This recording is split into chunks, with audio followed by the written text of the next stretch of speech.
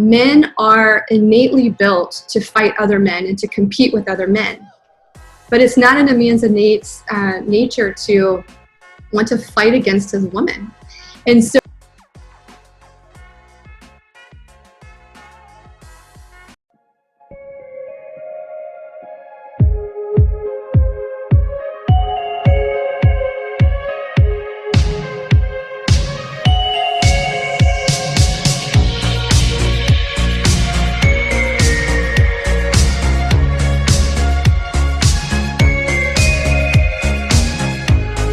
my next question for you is like, what is the biggest issue you see in relationship with high achiever women, and what is the solution?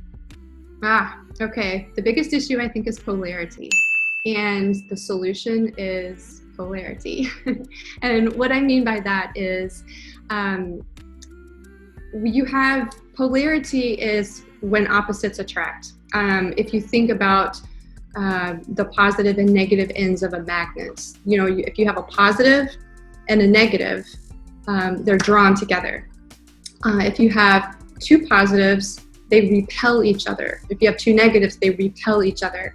So within a relationship, there, you know, and not just male female, but if you have two males or two females, within that relationship, there's only room for one masculine energy and one feminine energy. If you have two masculine energies, they're going to repel. Two feminine, they're going to repel. But if you have one masculine, one feminine, they're going to come together, and that's where you're going to see a lot of passion and a lot of connection between two people. So that basically kind of, I hope that defines polarity, what I mean by that.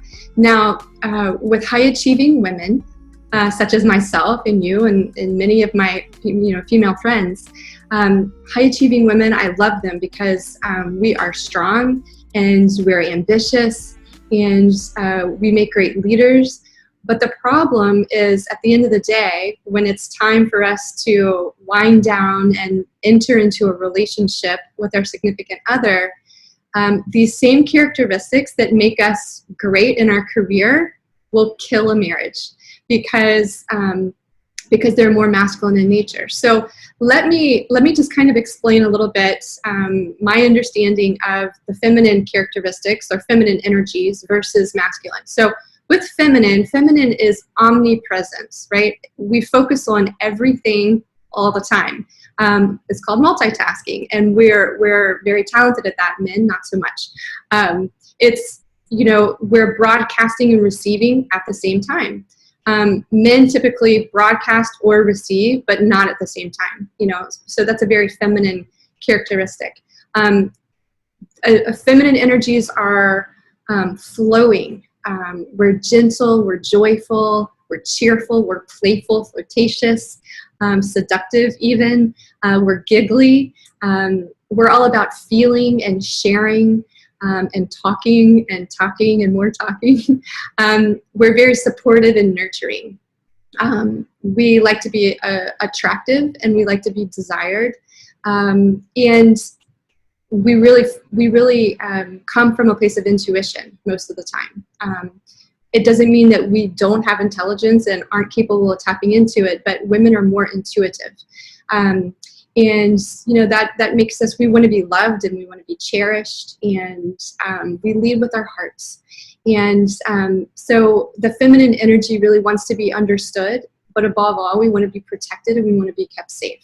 So that's kind of my understanding, my definition of the feminine energies. Now, the masculine, on the flip side, is all about doing and being efficient and protecting and defending and providing and being assertive, aggressive, not aggressive in an abusive way, but just, you know, let's tackle this, that type of aggression. And being, they're strong, they're courageous, they're about problem solving, they're about efficiency, they're about being practical and being good leaders. They'll talk, but they want to do it in an efficient way. The fewest amount of words that pack the most punch. They can tap into feelings, but they tend to lead more from a place of intelligence. They're more linear in that way. And a masculine man is not going to show vulnerability unless he's with a woman that he feels or that he considers safe So she's like his safe harbor. That's the only time a man is going to open up and be vulnerable. So, and men, they lead with their minds. They lead with the intellect, where we lead with the heart. So that kind of defines masculine and feminine. Now, the biggest problem I see with high achieving women is it's difficult for us at the end of the day, you know, when we step away from our career, to all of a sudden flip and kind of go back into the feminine, because you practice this all day long, where, you know, to have your own career, or if you work for someone else, but if you are a career-driven woman, it's very difficult at the end of the day to lay all that down at the snap of a finger and just say, okay, I'm no longer the leader. I'm no longer the aggressive one. I'm no longer the one who has to get up and do and make happen. Especially when you have to come home to do laundry or cooking, cleaning, dealing with the children, things like that. And so women tend to kind of stay in the masculine energies a lot. And again, if you have a masculine man and a masculine woman, you're going to repel each other. And so men by nature like to be alpha, and they're kind of tribal, and they think like a tribe. They want to be the leader and the protector. And if the woman tries to step up and lead like she does in her career, if she comes home and in the relationship between the two of them, if she tries to take the lead, the man views her as competition. Even if he doesn't consciously look at it that way, he will view her as his competition. Now, men are innately built to fight other men and to compete with other men. But it's not in a man's innate nature to want to fight against his woman. And so when you have a woman who comes in, who tries to lead at home or lead in the relationship or be aggressive or make things happen or force conversation or force anything, a man is going to retreat, because to him, for a man in his mindset, if he is to fight against a woman in any way, whether it's energetically or in communication, it makes him feel abusive. It makes him feel like he's disrespecting her, like he's dishonoring her. And that's not really what a man wants to do. So what is he going to do? He's going to sit back. He's going to say, oh, crap. He's going to sit back. He's going to give in. He's going to turn within. Connection's going to be cut off. Communication's going to be cut off, because he's not going to know what the hell to do. He's going to want to take the lead, but if he, in order to do so, he's going to have to kind of rise up against her, which is not natural for most men. And they don't really know how to handle it, so they're going to kind of retreat. And then what you're going to have is you're going to have a pansy, effeminate man who now is in the feminine characteristics, and the woman is going to be in the masculine, because she's going to be leading. And what happens with that is the woman loses respect for him. She no longer views him as significant. She says, why do I need him when I can do everything myself? But the most important thing I find is that when this happens, women lose attraction for their man. He's no longer attractive to them, because he's not that strong leader that they once knew. And it's unfortunately, and this might make a lot of women angry, but it really, not all the time, but a lot of times, if this is you, it's your fault. You know, it's you're the one that did this. So what's the remedy? The remedy is to study polarity. I've got some articles on my blog that you're welcome to go read, but I would study polarity, study the differences between the masculine and the feminine. And then when you're leaving your work, or if you're working at home and it's time to shut work down for the day, and then you're going to be reuniting with your love and trying to have this relationship together, find something that works for you, a practice of some sort, a meditation or something, to be able to kind of shut down the work for the day, to kind of pull your mindset back into, okay, work is over and done. I'm putting that in another compartment, leaving it behind. And now I'm going to tap back into my feminine energy, where I'm flowing and I'm graceful and I'm fun and I'm playful and I'm flirtatious, and I let him take the lead. And if you can do this, your man's going to be a lot happier. You're going to be a lot happier. It might take a transition period for both of you while you go through this to kind of counter what you've done. But you know, practicing these rituals, and it might take several weeks, it might even take you several months, depending on how how deeply married you are to the masculine energies. But it's super important because when a man feels like his woman is happy, he's going to be happy.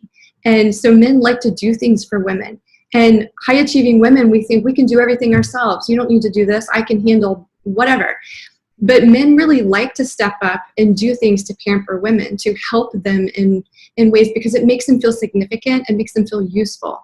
And when they feel significant and useful and they're doing nice things for you and you show appreciation, you're going to be on top of the world, and then they're going to want to do even more for you, right? But if you're in this mindset of, I can open my own door and I can do this and I can do that, and you don't allow him to kind of pamper you in these little ways, then he's going to feel completely insignificant and shut down, and you're going to kind of become even more masculine, if that makes sense. So let your man feel significant and successful in these ways, and tap into your femininity. And you may have to work with someone like Sindy or myself or another coach to kind of perfect your feminine energies a little bit more, and how to tap into yourself so that you can, and then how to turn around and relate to your partner in that way.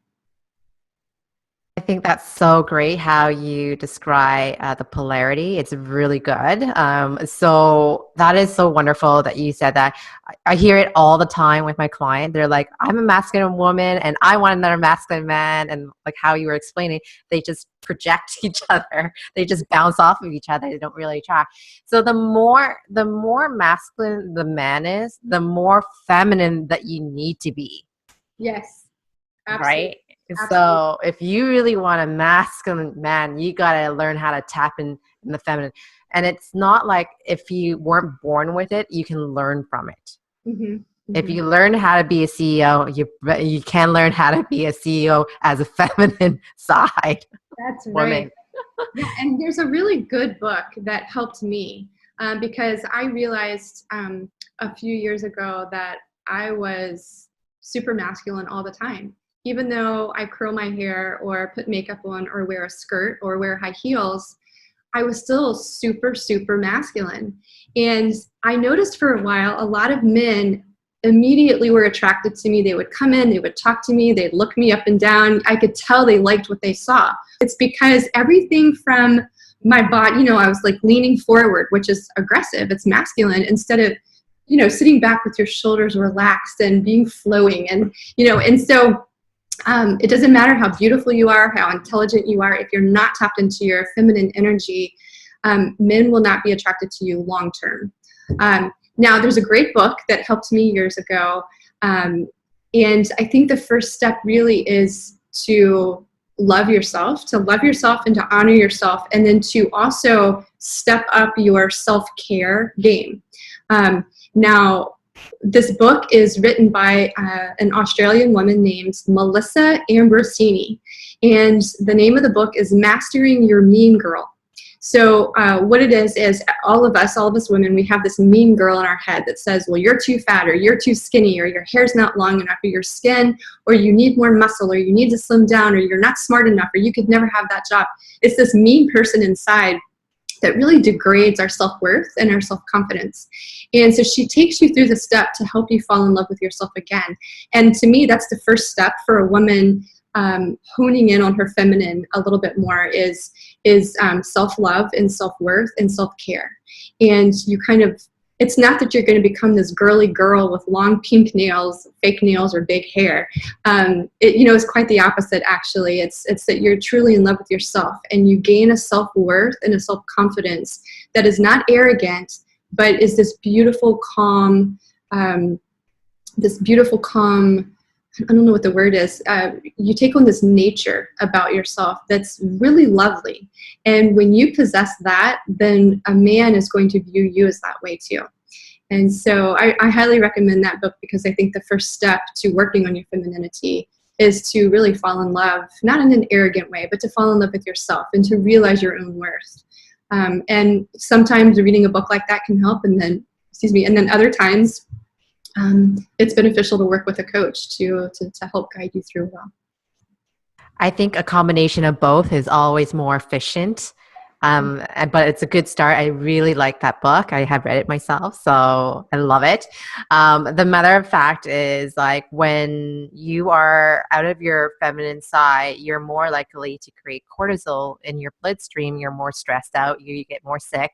You become aging. You get older, and you become this savvy woman. And I totally understand when you were saying, like, the whole tomboy, like, you can look like a girl, you can look like, you smell like a girl, you look like a girl, and guys can check you out all day long.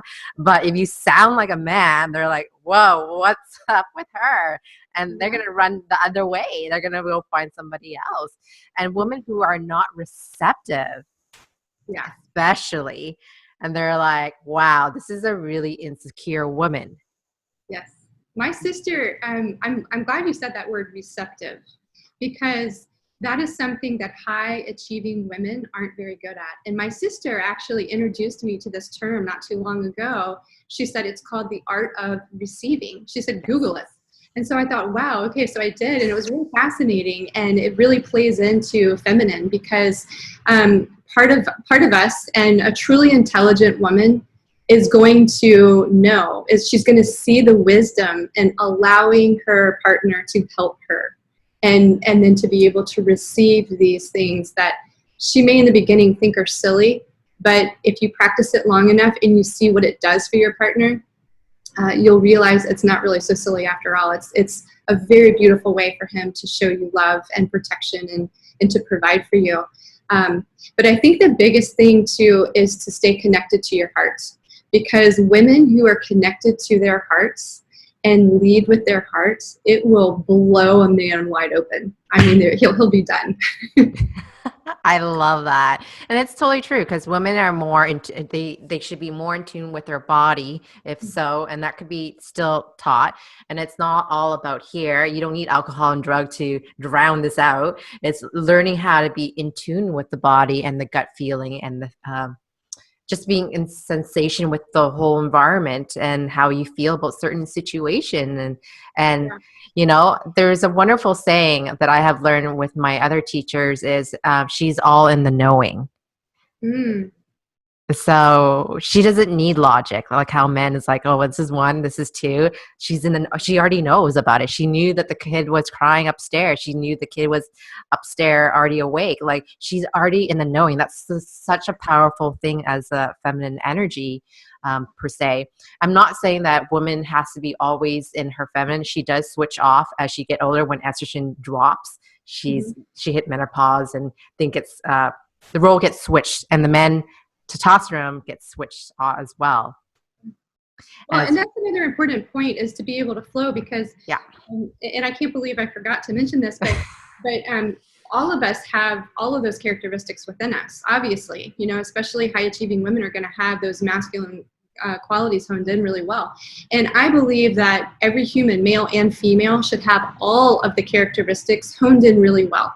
The wisdom is knowing when to tap into them, right? So a man, as strong and courageous and protective and as he can be, he needs to also know how to be gentle and loving and kind, especially with his wife and children. He needs to know when to use really sweet words versus really strong and aggressive words, But a man needs to have all the feminine energies. He needs to know how to tap into them, when to tap into them, and they need to be very well honed.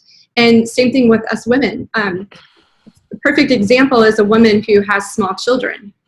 You're going to see a mama bear come out and protect her children. So yes, we need to have all of those masculine characteristics very well honed within ourselves. I can be extremely protective. Don't mess with my baby, right? And same thing with loved ones. And so we need to know how to be both. But the wisdom lies in when to tap into them, when to use them, and then when to pull back out. That's really true, because you need to be equally as both, as well as men, because if they're not doing it properly, and some men don't know how to tap in to their feminine. So, and that's where you need to learn you can teach him, or you can ask him to join you to learn how to relax, how to get out of his mind and recuperate. And he doesn't have to be watching TV and staring at the TV. He could go learn how to go fishing and things like that. So that could be a positive encouragement as well. Yeah. Do we have enough? Do you have enough time? I'm having so much fun with you, talking to you. Yeah, I've got a few more minutes. Okay, perfect. How can improve their communication skills? Oh gosh, lots and lots of ways. I think this is the biggest component to a relationship, because without successful communication, nothing else in the relationship, connection, finances, passion, sexual and non-sexual intimacy, nothing really matters, because if you can't communicate properly, you're going to go south really fast. So there's lots and lots of ways. We could do 10 segments on communication alone, because each segment could be a different component of communication, right? It's so much to it. But for the sake of time and to simplify things, I think there's a handful of things that you can do. And now each of these are going to require a little bit of learning and research, reading and practicing on your own time, but I'll tell you what they are. So first and foremost, I would say learn your own love language and learn your spouse's. So Gary Chapman wrote this book called The 5 Love Languages, and you can go to his website. I also wrote a blog article and kind of broke it down and simplified it a little bit more, so you can read that too. But there are 5 different love languages in the world, and go look them up and research them. But the point here is to determine what your top 2 love languages are, and what your spouse's or your partner's top 2 love languages are. Learn how to speak them.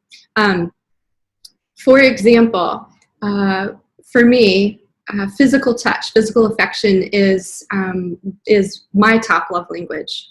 Now, if I'm with a partner whose love language, let's say, is words of affirmation, he can use words of affirmation on me because that's what makes him feel loved. He can use beautiful words of affirmation to me all day, every day. But if I'm not touched, I don't feel loved. So it doesn't matter what he says. I have to have touch to be loved. So this is a really big mistake that people make in communicating with their partner, is doing things for them, loving them in ways that they think that person will feel loved, because it's how you feel loved. So what works for you is not always going to work for your partner. So I would say learn those 5 love languages. And then a trick that I use with my clients is I say, dive in, learn your partner's. When you know what your love language is, get out an index card. And let's say my love language, for example, let's say it's gifts. I love to receive gifts, and I don't feel loved unless I receive gifts. It doesn't have to be big, expensive, just little heartfelt gifts, right? Now, if gifts is not my partner's language, he might sit there and say, what in the world am I supposed to, I can't give her diamond earrings every day. I can't afford to buy gifts all the time. And again, it doesn't necessarily have to be anything expensive. It can be a handmade something, but it's my responsibility to give him ideas and to let him know what type of gifts are meaningful to me. So I recommend getting an index card and writing down 5 very specific ideas for all 5 of the love languages, not just your top 2, but all 5. Write down 5 specific ideas for gifts, okay? You could pick flowers, wildflowers off the side of the road, and bring that to me as a little gift. You could bring me my favorite little chocolate at the end of a work day. But write down 5 specific things that your partner can do, and make them fairly easy so that it's not really difficult. They don't have to go to a foreign country to get something. Make it fairly easy, fairly doable. And then exchange index cards and keep them in your wallet or your bag or somewhere handy, and use them as a cheat sheet. And realize that some people say, well, he should know what to get me. No, he shouldn't, because none of us are mind readers. And just because we tell our partner, this is what I like, it doesn't mean that they don't enjoy doing it. It doesn't mean that they don't want to, but you're just kind of giving them clues, and we need to do that for each other. So learn love languages, give each other a little cheat sheet, be very specific on what it is you would love to have, and then have a lot of fun serving each other in those ways. The second thing I could say would be to take personality tests. Really learn what your personality is, what theirs is, what they mean. There's a lot of communication that goes into the different specific personalities, and have conversations with each other, do the homework together, read a book, take a course, do some research online, but learn what they are, learn the most effective communication ways, because there may be a lot of communication methods out there that would work on you that you just don't even know about. So research the stuff, learn it, and then have conversations with each other, and teach each other how to communicate. Because you train each other, and you teach each other how to treat yourselves, right? The next thing is to learn the 6 basic human needs.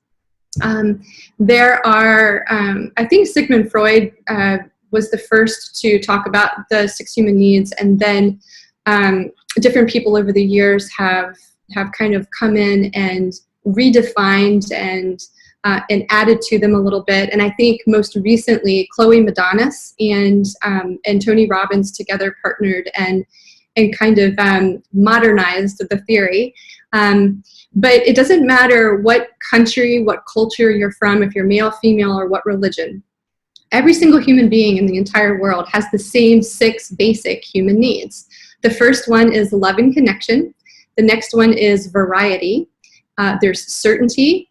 There's significance. There's growth. And there's contribution. And as human beings, we need to have all 6 of those needs fulfilled. And we're going to have them fulfilled in different ways. But all of us have a basic 2, just like the love languages. We have a top 2 out of those 6. And if those, that are most important to us, and if they're not fulfilled, somewhere in our life, we're going to suffer. There's going to be imbalance, and we're going to start acting out in unhealthy ways. If your needs aren't fulfilled, think about it very much like a small child, 2 or 3-year-old child. They're hungry. If they don't get food, what do? They cry, right? As adults, if we don't have a specific need fulfilled, we're going to do something. We're going to act out in some way to show our pain, our frustration, our loneliness, whatever it is. So I've got a great article on my blog. You can go there and read about the 6 basic human needs. We fulfill each of our needs in healthy or unhealthy ways. Gang violence, for example, is a perfect example of fulfilling your need for significance in an unhealthy way. So there's positives and negatives within marriage, within all areas of our life. So I would say learn those needs, figure out what your top 2 are, figure out what your partner's top 2 needs are, and then help each other fulfill them. Because when you are in a committed relationship, whether you're married or it's just a long-term relationship, part of commitment is helping fulfill your partner's needs. And there's this big debate of, well, they shouldn't make me happy.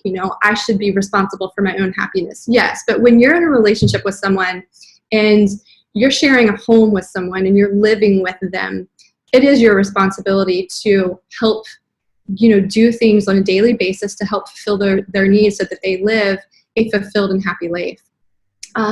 Now, you hear about these 6 human needs and you might think to yourself, well, gosh, I need food, I need water, I need chocolate, I need Jesus, I need these things, I need clothes, I need these things in my life. And believe it or not, all of those fit into the 6 basic human needs. So go have a look at the website, read that article. It's a lengthy article, but it's packed with great information that will really help you. So learn those 6 human needs and then have a really good time fulfilling them with each other. Another great communication skill, I think, and this is going to be geared towards women, and especially high-achieving women, is to allow your man to walk away. Anytime you're communicating, especially if he is experiencing heightened emotions of any kind, let him walk away. If he wants to walk away, if he needs some time to process, let him go. It doesn't mean that he's mad. It doesn't mean that he doesn't love you or that he doesn't care. Quite the opposite. A lot of times men will walk away so that they don't say something that they'll end up regretting. People all the time say to me, well, if something flies out of his mouth, it must be somewhere in his mind or somewhere in his heart. And that's not always true. And let me explain why. Science has proven that the male brain is wired very differently from the female brain.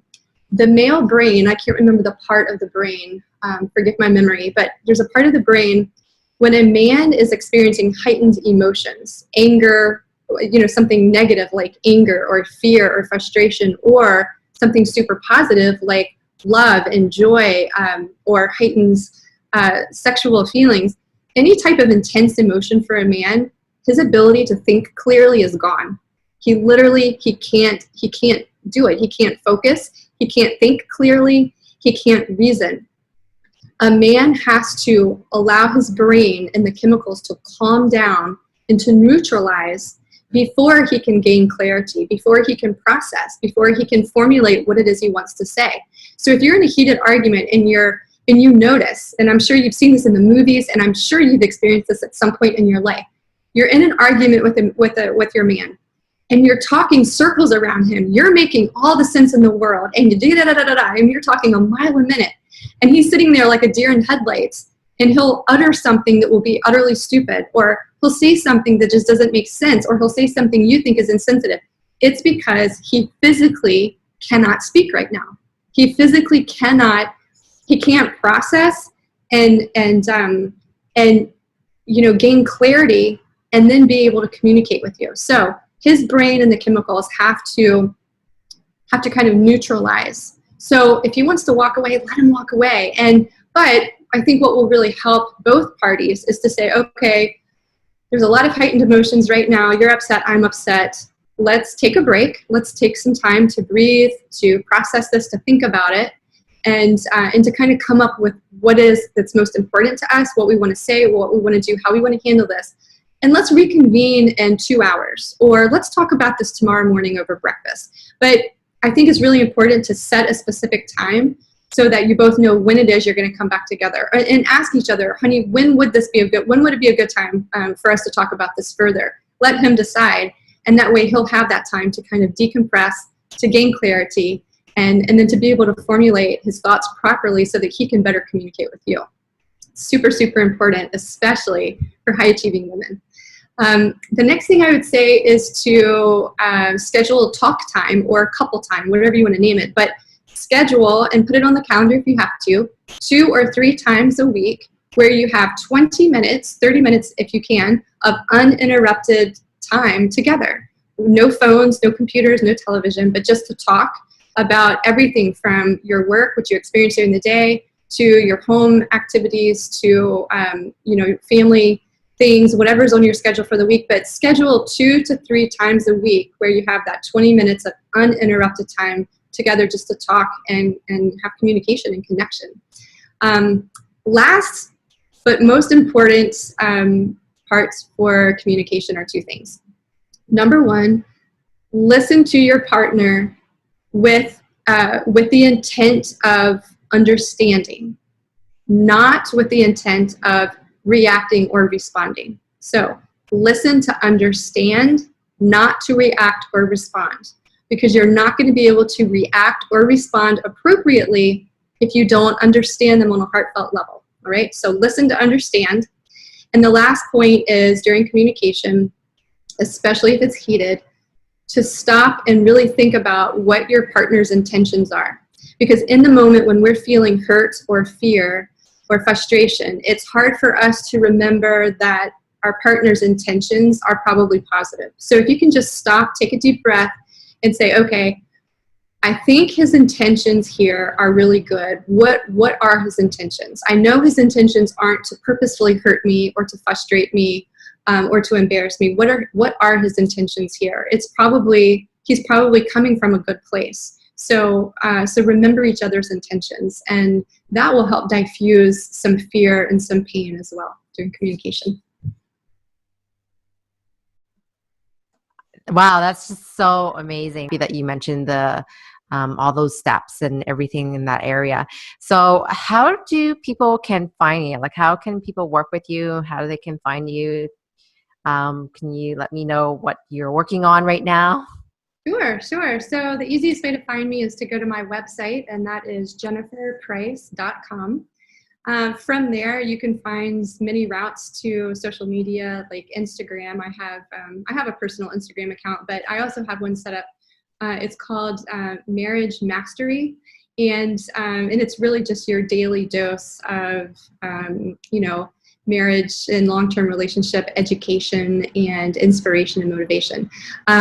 Really, really big, great thing that I have is on Facebook. It's a closed group, so if you want privacy from friends and family, they won't know that you're in the group and they don't see posts. But my Facebook group is called Marriage Matters. And we've got about 20,000 people from all over the world, and I'm in there daily, and I interact with the members in the group, and I'm posting little tidbits of information. And I really believe, and it's probably was reflected when we were talking about finances of the 70-30 and giving 10% of donations. But I really believe to whom much is given, much is expected. And so I've been so blessed in life. So part of my way of contributing is I go in this group daily and I interact with people and I give free advice. I can't spend hours upon hours there, but I do interact with people because this is my way of giving back. I spend a lot of my free time in that group interacting with people, answering questions and giving advice. Now what I'm working on, I've got, or what I have to offer, I have marriage retreats in beautiful locations around the world. So the next one is going to be this fall. The date and location will be announced soon, but we're working on that now. And I also have some online programs that are available. I've got a 90-day program just for marriage health. So whether you're on the verge of divorce or if you have a decent marriage, but you just want to take it to the next level and make it truly passionate and beautiful, this 90-day program is great. And I've got a few other programs too. One is for people who are in a relationship with a functioning or high-functioning alcoholic. How can you address the situation in a really healthy and beautiful way? So that kind of goes back to addiction that we were talking about earlier. But I've got lots of programs like that. And then, of course, one-on-one work people as well. But the best way to reach me is just to head over to my website. And from there, there's lots of avenues to catch up with me. But it's jenniferprice.com. Perfect, Jennifer. Thank you so much, Jennifer. So if anybody want to work with Jennifer or want more information, I'll link everything down below in the description bar and you can check it out from there. So Jennifer, I had so much fun talking to you. Thank you so much for coming on and